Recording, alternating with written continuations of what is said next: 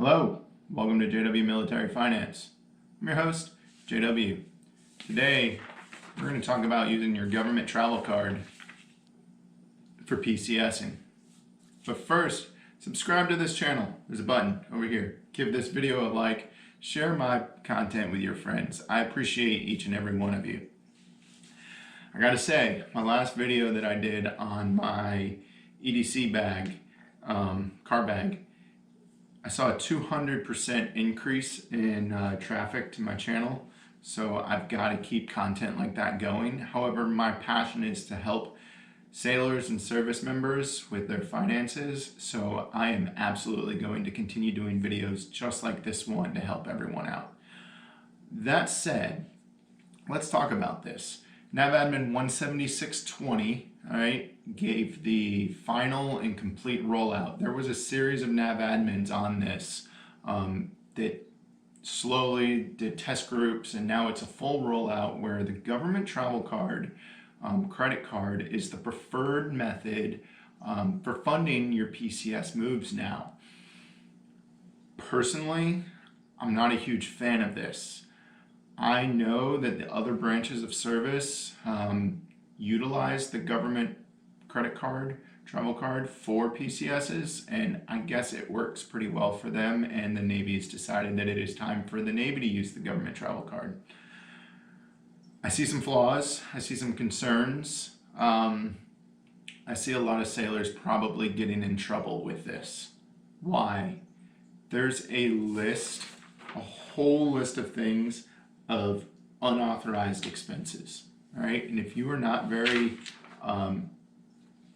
cautious, I can see people using and basically buying something that with their travel card that isn't a travel approved item. There's a lot of things like I'm getting ready to do a PCS across the country. What part of it is your PCS, your drive across the country, and what part of it falls into personal travel arrangements incurred during leave in conjunction with the orders? So that's like a really big gray area where if I wanted to drive across the country, but I wanted to take the northern route instead of the direct straight across the 10, and I wanted to go see the Grand Canyon and Petrified Forest, maybe spend a night in Las Vegas and then stop in Dallas. What part of those expenses cross the line of personal leave arrangements and my PCS drive across the country? I've got to spend the night somewhere. I've got to eat somewhere, you know, those type of things. What's the matter if I do it in Las Vegas, the Grand Canyon, or El Paso, Texas? To me, I think there's a gray area and I can see people getting in trouble for it. That said, there also are some perks. It's taken months, many months in recent past for people to get their travel allotments. So using your credit card and not having the government credit card and not having to put that on your private credit card, yeah, it could be good. You're not carrying this balance on your private credit card waiting for them to pay you back, to reimburse you. However, if you are savvy with your credit card, and your credit card has good perks, you could lose out on your credit card perks. I know my last PCS, for me, I was able to get my funding ahead of time. Always request advance funding, like get your money ahead of time, then you know what you have to spend. I got advanced DLA, I got advanced travel pay. Your temporary lodging expense, you could use the government credit card. That would have been the one place that using my government travel card would have been good, because that was 10 nights at a hotel that, you know, I charged my credit card, which was no big deal. I was able to pay that balance off before I got my reimbursement, and it didn't matter, that money just went back into the savings account. But if you were much more junior and didn't have the ability to charge 10 nights on a hotel over $1,000, or had that money on hand, yes, using your government travel card would be nice. I still feel that it's not the preferred method. Me personally, I am going to elect to go ahead and still do your normal PCS. That is definitely something that is still, you're still able to do your travel advances if you want to go the more traditional route, but the government travel card is the preferred method. Now, if your dependents are traveling separate from you, you're not able to use the government travel card for their move. That would be a separate travel claim and all of that stuff. So you would have to fund that the traditional way. The government travel card can only fund you and your dependents if you all move together. So if your dependents go separately, you have to, it's an independent event, all right? But you can use it for TLE, like I said, for fuel on your vehicle, rental car. You could use it to rent a car. You can use it for your lodging and meals en route. So again, that's the thing. If I stop in Las Vegas en route, all right, even though it's not the most direct route, is that lodging and meals en route, or is that personal travel arrangement? You know, that's a blurred line that I'm not happy. You know, like I feel people could get in trouble for that. They might say, hey, we're not going to cover this night in Las Vegas because it's a personal travel, and now you're out the $100 that you spent on the hotel. Could be a big deal, could not be a big deal. You use this, it's for active duty, full-time support. It's even used for overseas now. Regular PCS orders, and it's for CONUS, OCONUS. So basically, if you're PCS and you can use it.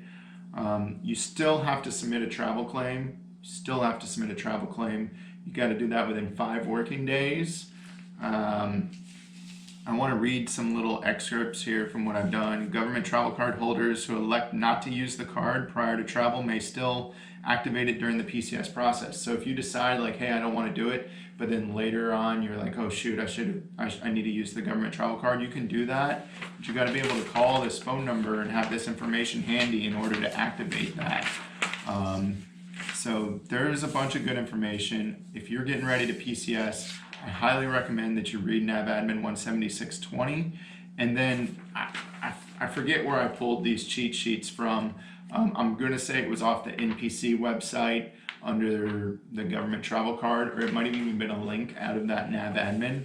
I highly recommend that you read this and look it over and just try and see what you can do. I like what the Navy's trying to do. They're trying to limit your out-of-pocket expenses. They're trying to limit you not being able to, like having to pay for stuff out of your own pocket and then wait months and months and months to get reimbursed. I've PCS'd 5 or 6 times. I've never had that problem. I've always gotten my money ahead of time.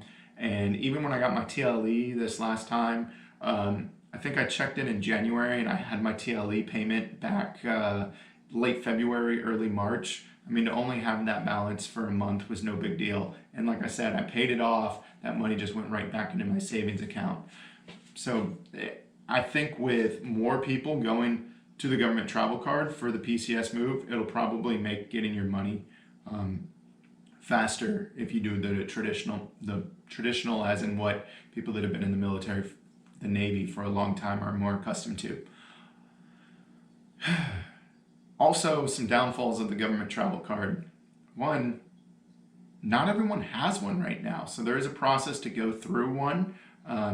Something, just an extra step that you might have to do for your PCS if you've never traveled before, or you're not in, you know, like a Florida, the Gulf Coast, places that have a hurricane threat. All those sailors get forced to get a government travel card because if you have to evacuate for a hurricane, you're going to need one.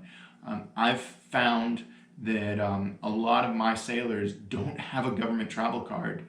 Got a guy getting ready to go IA right now. He's been in the Navy for 6 years and he didn't have a government travel card until just recently for this IA. If it wasn't for the IA, he probably still wouldn't have gotten one. So that's my thoughts on it. I fear that it's going to get people in trouble, all right, with using it for unauthorized charges. I fear that it's going to get people in trouble because they're not going to pay the balance. Now it does say, I think it's 90 days. You can get it, no interest charges on the card, credit limit can be temporarily increased, and then you don't have to pay it for 60 days after check-in. So yeah, you get 2 months, but what if you don't get that money within 2 months? You've got to make a payment. So now you've got to use your personal money to make a payment on the government travel card, And if you don't make a payment, it's going to go on your personal credit score. So I see that being a concern. So not everyone having one, potential hits on your own credit.